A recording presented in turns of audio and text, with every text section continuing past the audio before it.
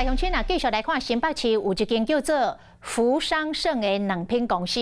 购买到进口卵，但是煞飘走台湾卵。有业者讲，你也未查清楚进前，先无爱用因即间的卵咯，就惊学生食到飘失不明的卵。台中、台北、新北、桃园甲基隆5个县市宣布，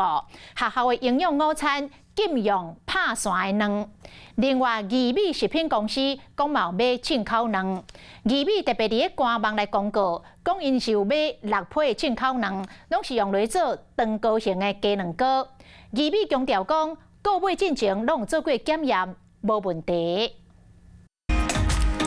烤一粒汤，佮加香果笋的菇丁，放 Q 底地粉圆，乌糖珍珠菇丁，冰淇淋鸡卵糕，就做好势。伫咧商品蓝巧克力豆甜甜酱，或者是来一球白布，无共款的餐点，拢会当伫咧机位看到，真侪嘛拢是卵的产品，不如就刷伫咧官方网站，抛出这张广告。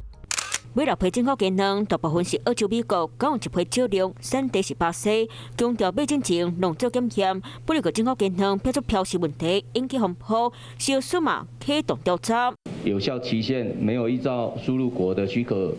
通知书上面的日期，但是这些产品都还是没有逾期。农业部官方网站嘛设进口卵的专区，大量进口巴西鸡卵的原因，佮进口的时间含进口鸡卵的来源做一摆讲个详细。不如个新北福商盛卵品公司红标，将进口鸡卵飘做台湾出产，佮传出已经卖互北市做便当的业者，强互补习班制作餐点。其实还是会担心，老实说，我们自己也分辨不出来说到底是国产蛋还是进口的。我觉得如果说有疑虑的话，那 maybe 真的先不要出蛋料理。一经主管机关查证的话，我们就会全面抵制使用该厂商的产品，因为我们有业者被波及，所谓的这个商誉损失我们也保留我们的法律的追诉权。就惊学生食到飘失无清楚的卵，台中县宣布，为今日开始，学校营养中道等禁止佮用人参较好的卵。桃园、台北、新北含基隆等5县市，别拢会安尼做。豆腐类的这个黄豆类的制品，